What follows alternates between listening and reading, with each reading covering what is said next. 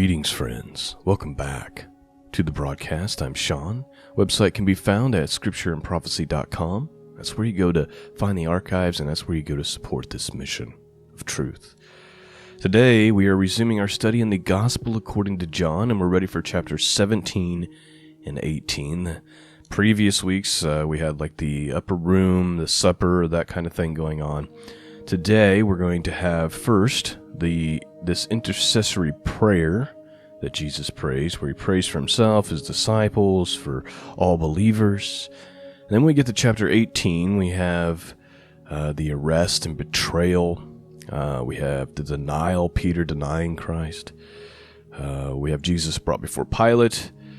And then finally, Jesus condemned and Barabbas released. And so that is what is on our agenda for this morning. I pray that you'll be blessed, that your hearts will be pierced, that you'll be encouraged and strengthened through hearing the Word of God. Let's begin. Chapter 17, Gospel according to John, King James Bible, verse 1. These words spake Jesus, and lifted up his eyes to heaven, and said, Father, the hour is come. Glorify thy Son, that thy Son also may glorify thee. As thou hast given him power over all flesh, that he should give eternal life to as many as thou hast given him. And this is life eternal, that they might know thee, the only true God, and Jesus Christ, whom thou hast sent. I have glorified thee on the earth. I have finished the work which thou gavest me to do. And now, O Father, glorify thou me with thy own self, with the glory which I had with thee before the world was. I have manifested thy name unto the men which thou gavest me out of the world. Thine they were, and thou gavest them me, and they have kept thy word. Now they have known that all things whatsoever thou hast given me are of thee. For I have given unto them the words which thou gavest me, and they have received them, and have known surely that I came out from thee. And they have believed that thou didst send me. I pray for them. I pray not for the world, but for them which thou hast given me, for they are thine. And all mine are thine, and thine are mine, and I am glorified in them. And now I am no more in the world, but these are in the world, and I come to thee. Holy Father, keep through thy own name those whom thou hast given me, that they may be one as we are. While I was with them in the world, I kept them in thy name. Those that thou gavest me I have kept, and none of them is lost but the son of perdition, that the scriptures might be fulfilled. And now, come I to thee, and these things I speak in the world, that they might have my joy fulfilled in themselves. I have given them thy word, and the world hateth them, because they are not of the world, even as I am not of the world. I pray that thou shouldest pray not that thou shouldest take them out of the world, but that thou should keep them from the evil. They are not of the world, even as I am not of the world. Please note this little section here, talking about the world. He says, I have given them thy word, and the world hate them, because they are not of the world, even as I am not of the world. The world and the world systems, they hate with great malice Jesus Christ. They hate with great malice the followers. They hate with great malice the one true God and his holy word. I was watching this video yesterday from 2019. It was a pastor. He was at Indiana University, and he was just kind of doing an apologetics for the gospel. And the students for 2 hours lined up and just berated him and mocked him and asked ridiculous questions, and it was just a room full of malice and hatred and even lots of stupidity and ignorance. And I watched it with a cringe. First of all, I felt so terrible for the pastor.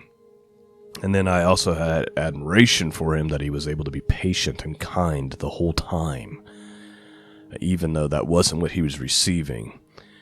And I was just like, wow, today's youth are so lost. They're so ungodly.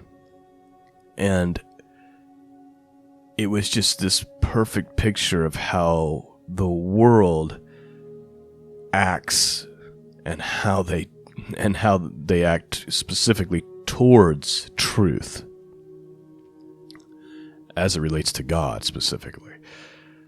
And it was hard to watch, and I definitely was just kind of downcast a little bit after seeing that, because I'm like, if this is any indication of how today's young people think, the world is in big trouble. But the point that I'm making this morning is that I shouldn't be surprised, because Jesus said this 2,000 years ago. I have given them thy word, and the world hate them. Why?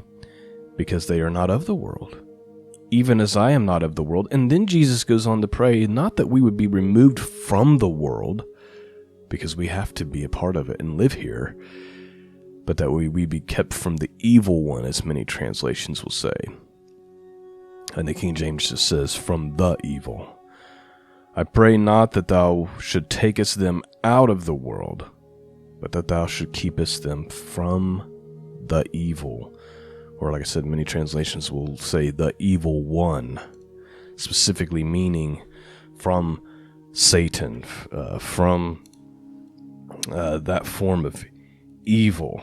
And in fact, I might have some commentary here for you from a study Bible that I have on my shelf.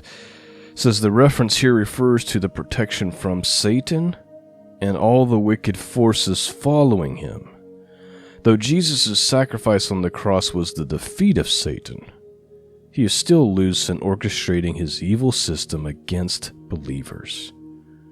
He seeks to destroy believers, as he did with Job and with Peter, and in general. But God is their strong protector. And so just something to think about. Let's move forward here. Verse 16. They are not of the world, even as I am not of the world. Sanctify them through thy truth. Thy word is truth. As thou hast sent me into the world, even so have I also sent them into the world. And for their sakes I sanctify myself, that they might also be sanctified through the truth.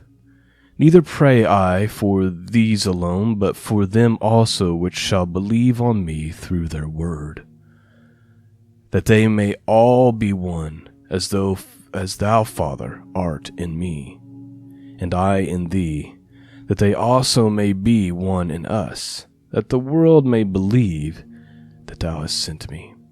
And glorify which thou gavest me, I given them, that they may be one, even as we are one. I in them, and thou in me, that they may be made perfect in one, and that the world may know that thou hast sent me, and hast loved me as thou hast loved, and loved them as thou hast loved me. Father, I will that they also, whom thou hast given me, be with me where I am, that they may behold my glory, which thou hast given me, for thou lovest me before the foundations of the world. O righteous Father, the world hath not known thee, but I have known thee, and these have known that thou hast sent me. I have declared unto them thy name, and I will declare it, that the love wherewith thou hast loved me may be in them, and I in them. When Jesus had spoken these words, he went forth with his disciples over the brook Kedron, where was a garden, into which he entered, and his disciples. And Judas also, which betrayed him, knew the place, for Jesus oftentimes resorted thither with his disciples. Judas then, having received a band of men and officers from the chief priests and Pharisees, cometh thither with lanterns and torches and weapons. Jesus, therefore, knowing all things that should come upon him, went forth, and said unto them, Whom seek ye? And they answered him, Jesus of Nazareth. And Jesus saith unto them, I am he. And Judas also, which betrayed him, stood with them. And as soon as he said unto them, I am he, they went backwards and fell to the ground. Then asked he them again, Whom seek ye? And they said, Jesus of Nazareth. And Jesus answered, I have told you that I am he. If therefore ye seek me, let these go their way, that the saying might be fulfilled, which he spake of them which thou gavest me, I have lost none. Then Simon Peter, having a sword, drew it, and smote the high priest's servant, and cut off his right ear. The servant's name was Malchus. Then said Jesus unto Peter, Put up thy sword into thy sheath. The cup which my Father hath given me, shall I not drink it? Please note, first of all, Jesus several times throughout the gospel implores the title I am to indicate who he is. He says, I am, and they fall to the ground. That should have been a warning for them right there, but no, they get up and continue to pursue their wickedness. Now, Peter draws a sword, and you know the story, cuts the guy's ear off. One thing I've always noted is that up to this point, Jesus never rebukes Peter for having the sword. The issue that's happening here is Peter trying to get in the way of God's plan, because that's what Jesus says. He says unto Peter, Put up your sword. Why? The cup which my Father hath given me, shall I not drink it? In other words, this is part of the plan. Verse 12. Then the band and the captain and officers of the Jews took Jesus and bound him, and led him away to Annas first, for which was father-in-law to Caiaphas, which was the high priest that same year. Caiaphas, sorry, I'm mispronouncing that. Now Caiaphas was he which gave counsel to the Jews that it was expedient that one man should die for the people. If you remember, Caiaphas accidentally, or without his own understanding and knowledge, prophesied that Jesus would die for the sake of the people. Just in a different mindset, he was thinking that for the people would be better off if he was removed, because he's spreading this, this idea. And so that's what it's referring to here. Now Caiaphas was he which gave counsel to the Jews that it was expedient that one man should die for the people. And Simon Peter followed Jesus, and so did another disciple. That disciple was known unto the high priest, and went in with Jesus unto the palace of the high priest. But Peter stood at the door without. Then went out that other disciple which was known unto the high priest, and spake unto her that kept the door, and brought in Peter. Then saith the damsel that kept the door unto Peter, Are not thou also one of this man's disciples? And he saith, I am not. And the servants and officers stood there, who made a fire of coals, for it was cold, and they warmed themselves. And Peter stood with them, and warmed himself. And the high priest then asked Jesus of his disciples, and of his doctrine. And Jesus answered him, I spake openly to the world. I ever taught in the synagogue and in the temple, whither the Jews always resort. And in secret have I said nothing. Why askest thou me? Ask them which heard me. What I have said unto them, behold, they know what I said. And when he had thus spoken, one of the officers which stood by struck Jesus with the palm of his hand, saying, Answerest thou the high priest so? Jesus answered him, If I have spoken evil, bear witness of the evil, but if well, why smitest thou me? And Annas had sent him bound unto Caiaphas the high priest. And Simon Peter stood and warmed himself. They said therefore unto him, Art not thou one of his disciples? And he denied it, and said, I am not. And one of the servants of the high priest, being his kinsman, whose ear Peter cut off, saith, Did not I see thee in the garden with him? Peter then denied again, and immediately the cock crew. Then led they Jesus from Caiaphas unto the hall of judgment. And it was early, and they themselves went not into the judgment hall, lest they should be defiled, but they might eat the Passover. Pilate then went out unto them, and said, What accusation bring you against this man? And they answered, and they said unto him, If he were not a malefactor, we would not have delivered him unto thee. Then said Pilate unto them, Take ye him, and judge him according to your law. The Jews therefore said unto him, It is not lawful for us to put any man to death, that the saying of Jesus might be fulfilled, which he spake, signifying what death he should die.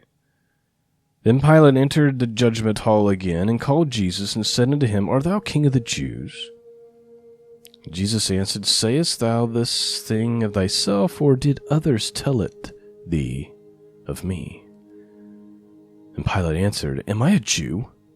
Thy own nation and the chief priests had delivered thee unto me. What hast thou done? And Jesus answered, My kingdom is not of this world. If my kingdom were of this world, then my servants would fight, that I should not be delivered to the Jews. But now is my kingdom not from hence. And Pilate therefore said unto him, Art thou king then? And Jesus answered, Thou sayest that I am a king. To this end was I born, and for this cause I came into the world, that I should bear witness unto the truth. Every one that is of the truth heareth my voice. And Pilate saith unto them, What is truth? And when he had said this, he went out again unto the Jews, and saith unto them, I find in him no fault at all. But you have a custom that I should release unto you one at the Passover. Will you therefore that I release unto you the King of the Jews? Then cried all again, saying, Not this man, but Barabbas. Now Barabbas was a robber. And that is the end of chapter 18. Pilate, trying to get himself out of this mess, thinks, well, I'll give them the option between this criminal and Jesus, who's clearly not done anything, and surely they'll be rational here and choose Jesus. But no, they cry out for Barabbas. The thing about Barabbas, I've been thinking about this morning. There's two connections that I see. One is definitely a connection, and the other is maybe a connection. The connection that is definitely a connection is, in many ways, Barabbas represents us. We are the guilty party. We are the ones deserving of punishment, deserving of death. And yet, because of the sacrifice of Christ, we get to go free while he was crucified. The other connection, and I'm not certain that it's a connection, but I've often pondered it, and I'm sure I've mentioned it on the podcast before, is Barabbas is also a picture of the scapegoat that we see in the law of Moses. If we go to Leviticus chapter 16, verse 7 through 10, here's what it says. And he shall take the 2 goats and present them before the Lord at the door of the tabernacle of the congregation. And Aaron shall cast lots upon the 2 goats, one lot for the Lord and the other lot for the scapegoat. And Aaron shall bring the goat upon which the Lord's lot fell and offer him for a sin offering. But The goat on which the lot fell to be the scapegoat shall be presented alive before the Lord to make an atonement with him and to let him go for a scapegoat into the wilderness. Just something to ponder, something to think about. It's a rough story to read. You see the wickedness of the religious leaders. By the way, in some of the Gospels, they chant, "Let his blood be on our heads and our children's head," which was another prophecy because that's exactly what happened. And Caiaphas, who's supposed to be this great man of faith and religion, is leading the people in evil. He's prophesying that the Messiah would be a sin offering and that he would, die for the sake of the people, and not even understanding it. So much going on there that we could examine for hours. I guess the main thought that I'm thinking about is the Barabbas thing, We are the guilty party, and yet we have been set free, and Christ pays the price that we deserve. Thanks for listening this morning. I pray that you've been blessed, that you've been strengthened, and that the Word of God has spoken to your heart. Peace and grace be with all of you, and until next time, God bless.